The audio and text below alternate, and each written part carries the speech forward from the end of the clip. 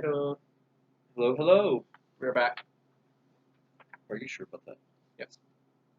You sure they're not just dreaming? I am here. They've watched 21 of our videos. They're probably just seeing us in their sleep. Well, yeah. Like nightmares of us talking in their sleep. Oh.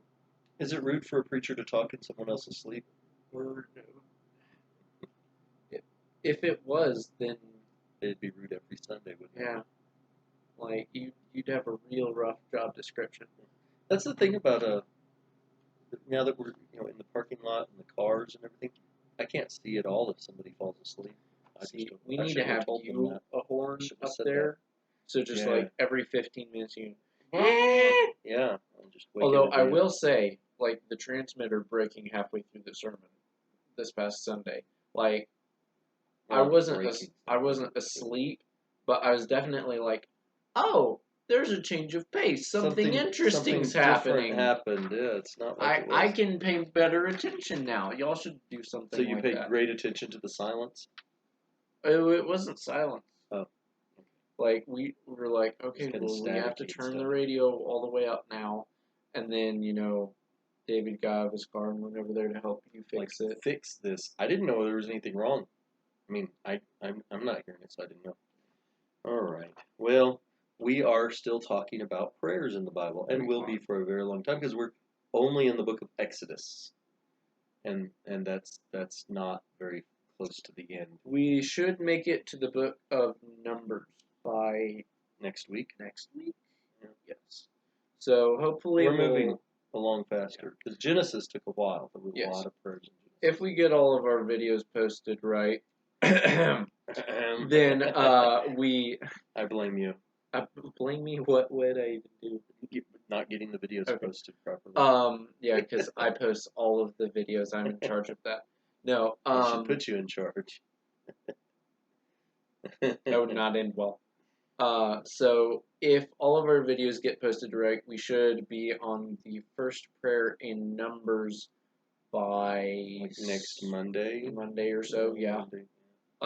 Give or take, if we decide to do any rabbit trails on. We love to do rabbit trails. Abimelech streams. I think we've covered him. More coffee. But we'll find somebody else. Yeah, you'll find somebody to get us distracted on. All right, you want to start us off with the verses? And yeah, we're looking this week at one of Moses' prayers, one that's not making excuses and not complaining, which is unique for him so far, because that's basically all he's done in his prayers up to this point. Mm-hmm. So this one from Exodus 32, verses 31 and 32, is actually after the infamous golden calf event. Which we should all worship. Oh, we'll have to tell you the story of Xander and the worshiping the golden calf from when he was 3 years old or whatever. So basically this time Moses is praying for Israel to be forgiven for their sin, even though he was super mad. I mean, he came down from the mountain, found that golden calf, burned it in the fire, and then ground all the gold up to little pieces of gold dust and poured it in the water and made them drink it. Yeah.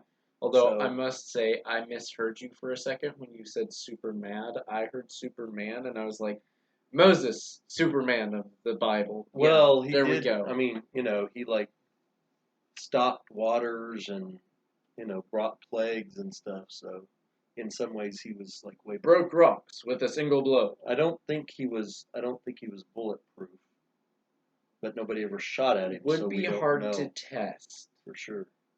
He would have been bulletproof if somebody had shot at him and God didn't want him to die. I mean, that's true. Or he could have just dodged. Do you know how fast you have to be to dodge a bullet? That's super depends on how bad the person's aim is. Oh, well, like if they're aiming at you, we're getting off track. Do you think? Read the thing.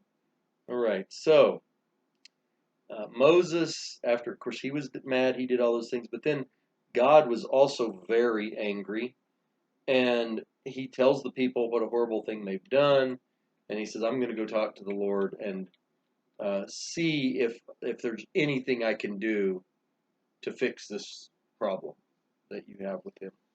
He told the entire nation to cross their fingers. Something like that, only not quite. He did say, you've done something really super bad. I'm going to go talk to the Lord and see if there's any way to atone for this. If we can make any atonement for it. And so he goes and he talks to the Lord. And here's what he says. Alas, this people has sinned a great sin. They've made for themselves gods of gold. But now, if you will forgive their sin, basically, please forgive their sin. But if not, if you won't forgive them, then please blot me out of your book that you have written. Now, every indication seems to be that this is a reference to the book of life, where it's mentioned also in the New Testament that God writes the names of those who are saved in the book of life. And so Moses is assuming that his name is written there, and he's saying, look, if you're not going to forgive these people for the sin they've done, then just blot me out too. Just take my name out of the book of life. And I really like God's response to that in the following verses where, but the Lord said to Moses, whoever has sinned against me, I will blot out of my book. So he's like, you haven't done anything wrong here, and it's up to me who's in the book and who isn't. So you don't worry about what's in the book. Yeah, I'm not just going to be blotting out innocent people. Yeah. And, as I read this about Moses interceding on their behalf and asking, and we talk about intercession and prayer, this is a beautiful example of that. Mm-hmm. Moses is going so far as to wish for himself to be punished with the punishment that they deserve. And somebody else in the Bible did something similar, and that was Paul. He kind of made us say that if I could be accursed and that would save my people, I could wish that would happen. But of course, we know from Moses' account that's not going to work that way.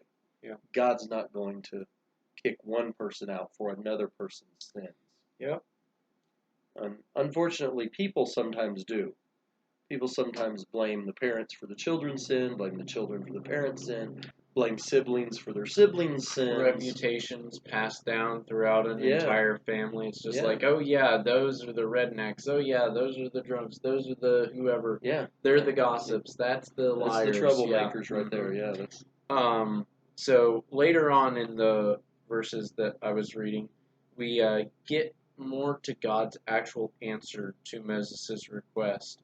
God says, nevertheless, in the day when I visit, I will visit their sin upon them. So, does God, is there any indication that God lessened the punishment because of Moses' intercession for the people? Well, he didn't destroy the entire nation. So if we go back a little further than this, because, we just went back to talking about Moses coming in and then the excuses and everything. But if we go all the way back to earlier about verse 1. Well, we could go all the way back to verse 1 and get the whole context. Yeah. But back to verse 7, God starts talking to Moses, and he says, you better go down quickly because your people that you brought up out of Egypt have acted corruptly. Moses is like, these are your people now. And Moses is like, wait, you're the one that made me bring them. I didn't want to go get them. You made me get them. But they've turned aside from the commandment. They've got a golden calf, and they've got it. And so he says, I've seen this people. They're a stiff-necked people. Verse 10, though, he says, now leave me alone so my anger can burn against them, and I can destroy them, and I will make you a great nation.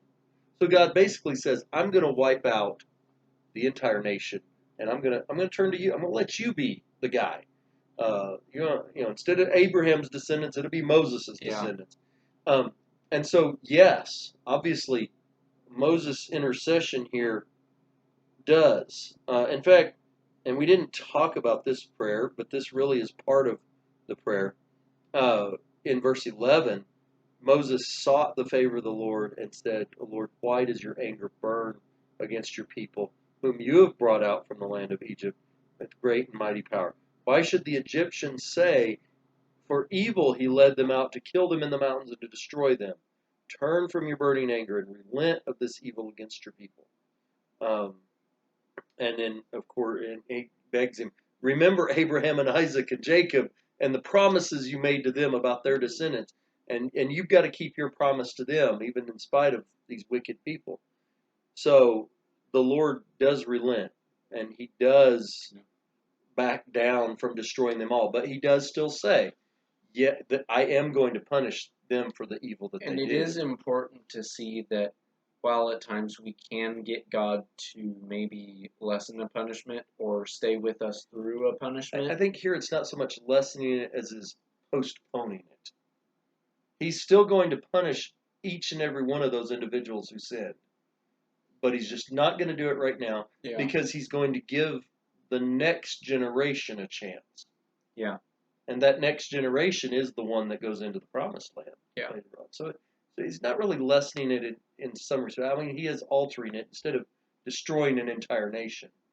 So I guess, yeah.